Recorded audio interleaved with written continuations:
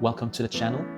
In this video, I will be sharing issues and challenges of online learning and how some teachers and administrators are effectively addressing them.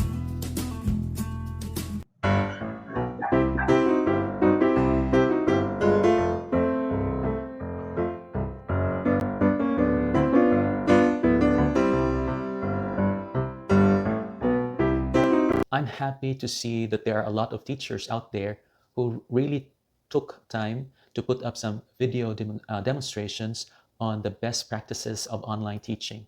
And maybe many of you have already seen these videos. That is good because these tips and strategies may come handy in the future. There have been pilot studies conducted which surveyed schools, teachers, parents, and students how they are coping with the online learning. And I would like to stress that even some states in the United States are still debating whether they should pursue the online learning or should they declare the face-to-face or in-person classroom instruction.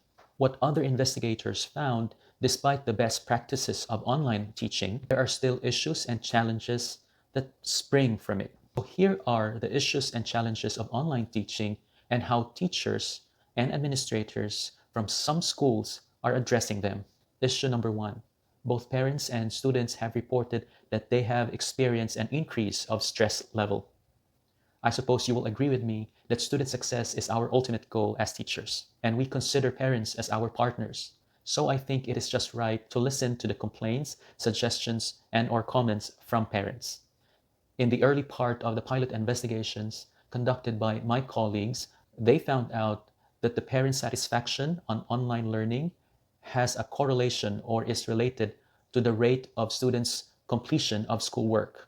Ang ibig sabihin po nito na kung ang mga magulang ay sumasang-ayon sa pamamalakad ng online learning, mas nakita ng mga kasamahan ko na yung pagkukumpleto ng mga estudyante sa mga seatworks, assignments, ng mga gawaing pang-paaralan ay mas mabilis at kumpleto yung gawa nila.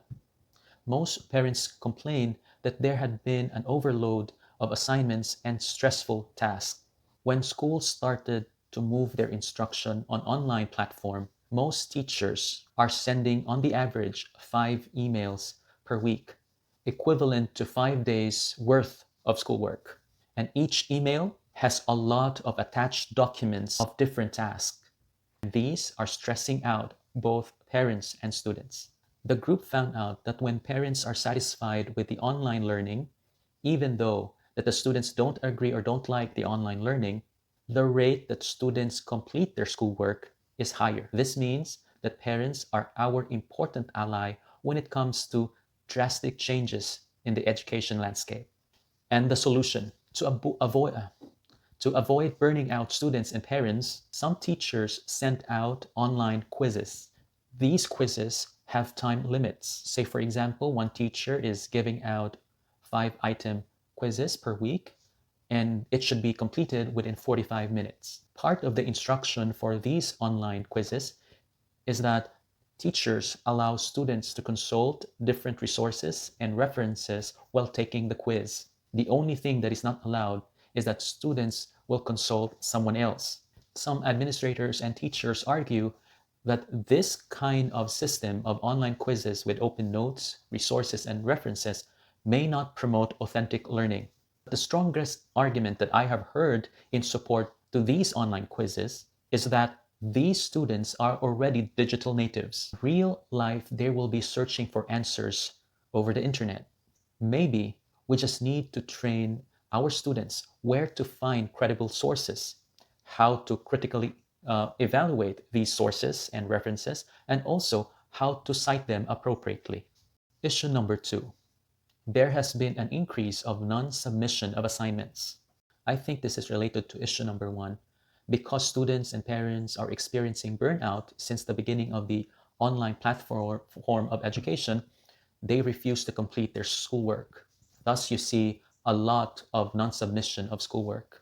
However, my colleagues found out that the number one reason why there is an increase of non-submission of schoolwork is actually students don't have access to the internet.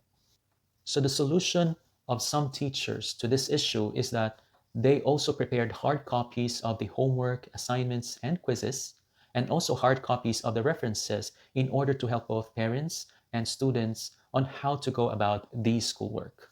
According to some teachers, these hard copies are made available in schools. They can coordinate with school staff so that parents can drive through the school and then get these hard copies. For added security, some schools adopt appointment basis policy. In the United States, almost all schools are equipped with Wi-Fi connection. Many schools recognize that not all the students live in a house with internet connection. For that reason, some schools have designated parking lots wherein the hotspot of a school building is within reach. So they allowed students to park their cars in those designated parking lots in order to have access to the internet connection. As a safety measure, though, students are only allowed inside their cars.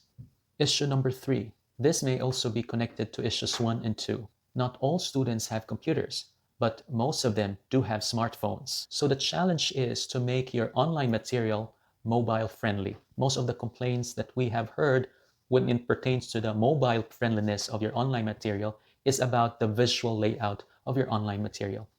For example, ito po yung short story. On the computer screen, okay po itong basahin kasi naman po yung computer screen ay malapad. So kayang-kaya ng mga estudyante to scroll up and down without much difficulty. Pero kung ang estudyante ay gumagamit ng smartphone, baka po pwede po na instead the whole paragraph or the whole short story ang tinype nyo for your online platform, baka po pwedeng siguro on the first slide is the first paragraph of the short story. And then on the next slide will be the second paragraph of the short story to make it mobile friendly. Some teachers would even use their own smartphones in order to see how their online materials appear on screen. Issue number 4. Students are not 100% engaged. Some investigators have gathered some strategies on how to keep, maintain, or increase the engagement of students when it comes to online learning. One is doing a flipped classroom. Based on my experience, most of the college professors do this. In flipped classroom, some teachers will ask students to complete some assignments offline. These assignments could be a reading assignment, a research assignment, any assignment that they can do offline. And once they have an online session, students are then asked to share their assignments to the class on an online platform. It is like a show and tell thing. Another strategy is that some teachers would put up a discussion board. I have seen this strategy from one of the teachers wherein she asked her students on a weekly basis to write down on the discussion board the lessons that they have learned from a short story or their takeaway from reading an article. So those are the 4 issues and challenges of online learning and 4 ways of how to address them so far that we have gathered, or my colleagues rather have gathered so far in their pilot studies. Maybe you can also share some of the issues and challenges of online learning and how you have overcome them. Write your message on the comment section below. And after 4 days since the launching of this channel, we already have 69 subscribers.